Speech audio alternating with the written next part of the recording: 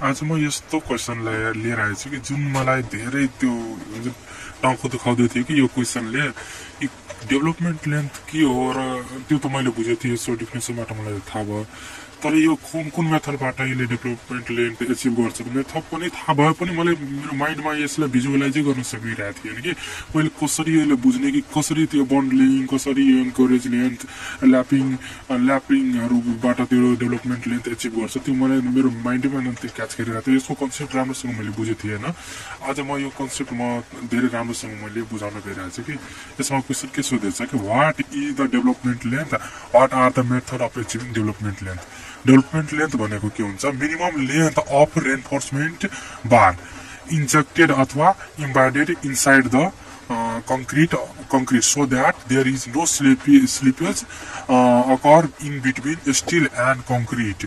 भनेको डेभलपमेन्ट लेन्थलाई यसरी सम्झिनु कि डेभलपमेन्ट लेन्थ है मैले बनाएको छु, मैले बुझेको जस्तै यो के हो, कङ्क्रिट ब्लक हो, एउटा कङ्क्रिट ब्लक हो, यसमा यसरी यो रेनफोर्समेन्ट बारलाई यसरी यसमा इम्बेडेड गरेको छ, ठिक छ। अनि यसबाट यसरी फोर्स लागेर यसरी त्यहाँ टेन्सन फोर्स लागेर यसलाई तानिरहेछ। भनेको यो जति त्यो यसमा इम्बेडेड गरेको छ, जति यसमा पसाएको छ नि, त्यो एलडी भनेको त्यो के हो, डेभलपमेन्ट लेन्थ हो। अब यसलाई कसरी बुझ्ने? जस्तै कि यो एउटा, जस्तै हामी भिजुअलाइज कसरी गर्ने, जस्तै कि यो एउटा कोलुम हो, यो कोलुम हो, यो बीम हो, ठिक छ।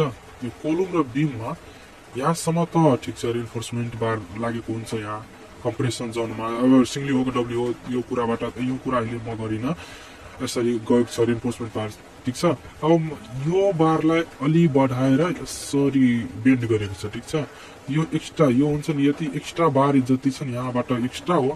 यो एक्स्ट्रा बार किन दिएको छ?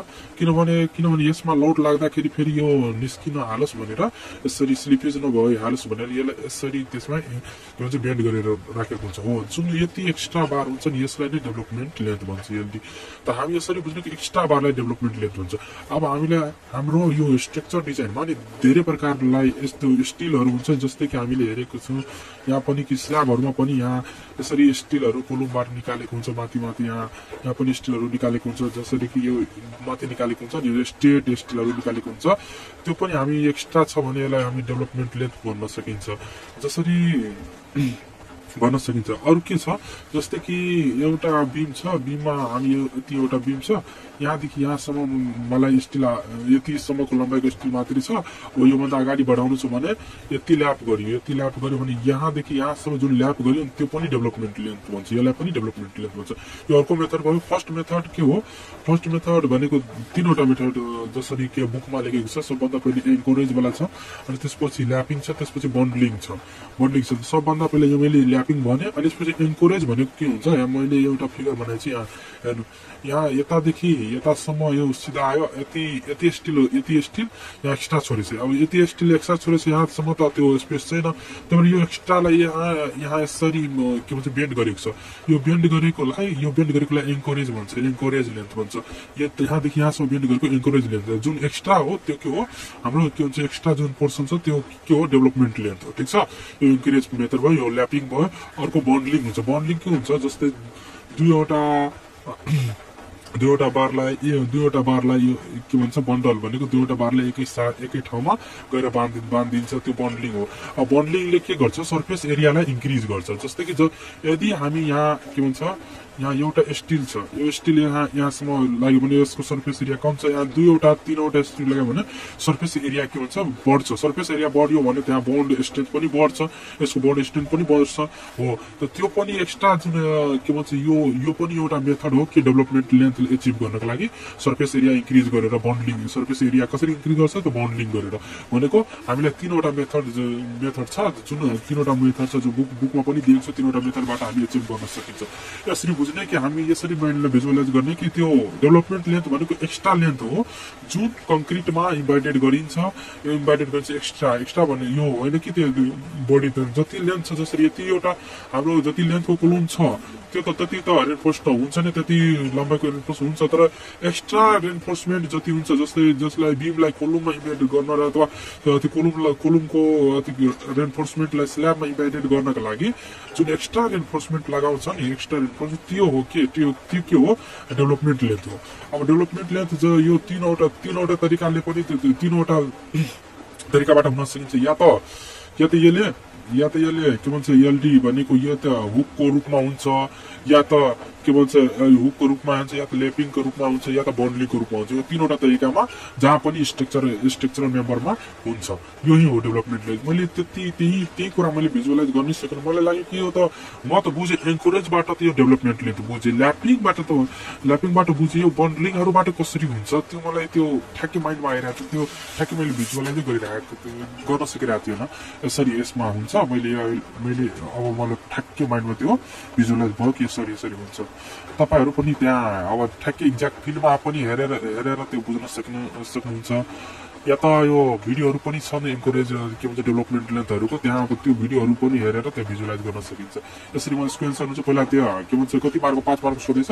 पहिला डेभलपमेन्ट लेन्थको के हो त्यो त्यहाँ एक्सप्लेन गर्ने, त्यसपछि कुन मेथडबाट त मैले लेखेँ सबभन्दा पहिला एन्करेज मेथडबाट गर्न सकिन्छ। अर्को के हो एन्करेजबाट अब जुन नोटहरू जसरी त्यहाँ एन्करेज लेन्थहरूबाट गर्छ भने त्यो टाइप्स अफ बेन्ड कुन हो त्यो पनि मैले लेखिदिएछु।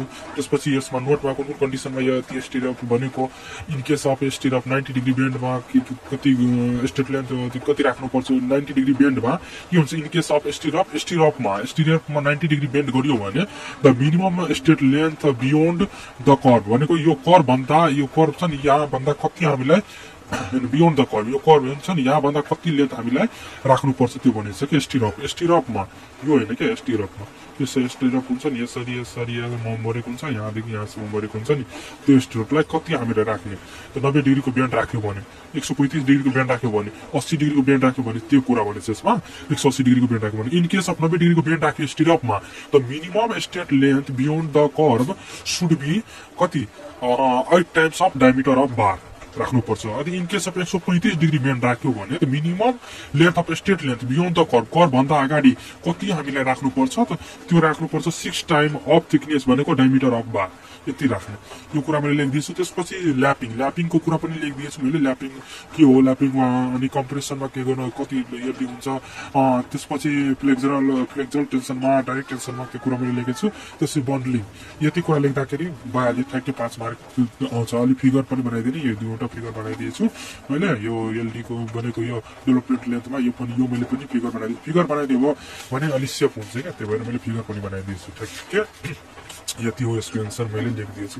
अब यस्तै एउटा क्वेसन अझै सोधिएछ डेभलपमेन्ट लेन्थवाला मैले लेखिदिएछु। अर्को ठाउँमा एउटा छ यहाँ छ एक्सप्लेन सेम यो प्रिभियस इयरको क्वेसन हो यो।